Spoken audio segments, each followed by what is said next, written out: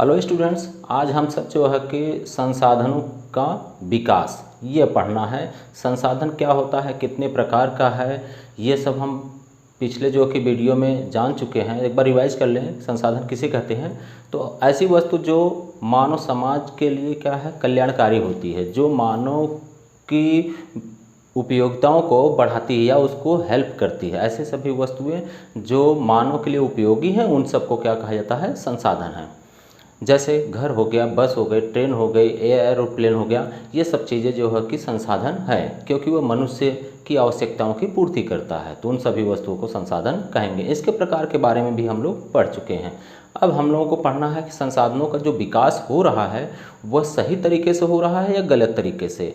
अगर गलत तरीके से हो रहा तो हमें क्या करना चाहिए भविष्य में कि संसाधनों का विकास इस तरह से हो ताकि न तो पर्यावरण को नुकसान पहुँचे, न आने वाले जो है कि भविष्य में हमारे पीढ़ियों को समस्याएं हों।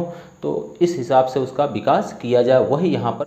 अब उसी आधार पर क्या है, एक बनाया गया है, क्या है, सस्टेनेबल डेवलपमेंट, सतत पोषणीय विकास। ये क्या होता है, सतत पोषणीय विकास क्या है कि संसाधनों का इस तरह से विकास किया जाए ताकि भविष्य में आने वाले पीढ़ियों को किसी प्रकार की न तो समस्या हो, न पर्यावरण को समस्या हो, न ही उपजाऊ भूमि को समस्या हो। इसी को कहा जाता है सतत पोषणीय विकास अर्थात सस्टेनेबल डेवलपमेंट।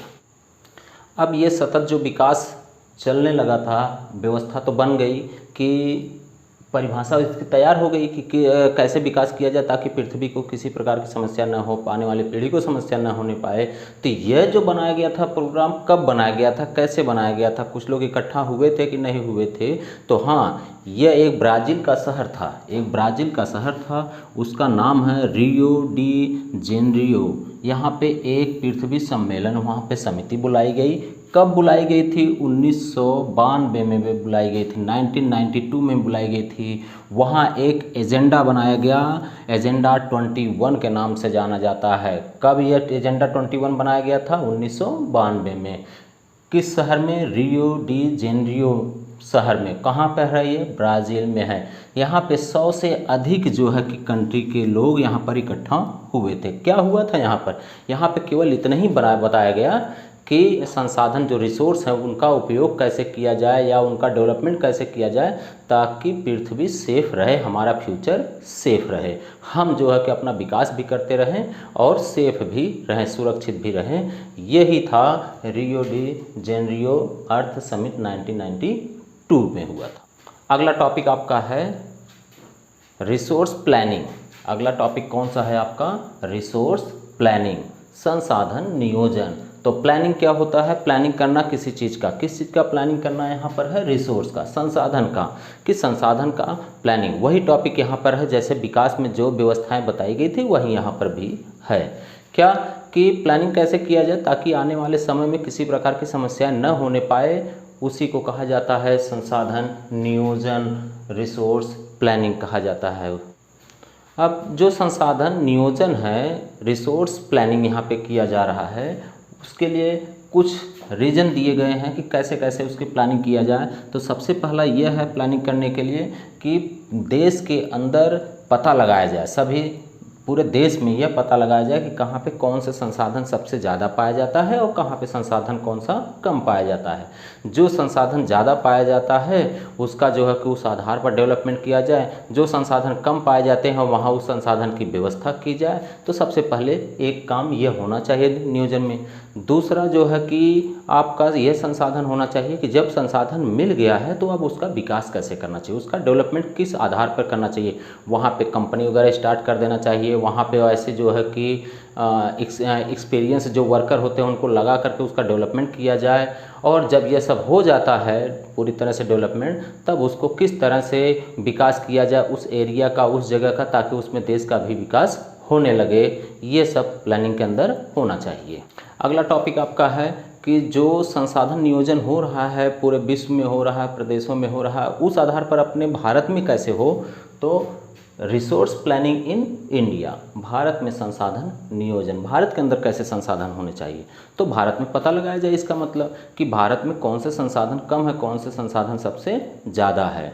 अब जैसे कहीं पे हो सकता है पेड़ पौधों की संख्या सबसे ज़्यादा होगी, कहीं पे हो सकता है कि गर्मी बहुत ज़्यादा पड़ती होगी अर्थात सौर ऊर्जा ज़्यादा होगी, कहाँ कहाँ ऐसी जगह कौन सी जगह होगी जहाँ पे जो है कि आंधी तूफान ज़्यादा चलते होंगे, हवा पर्याप्त मात्रा में चलती होगी।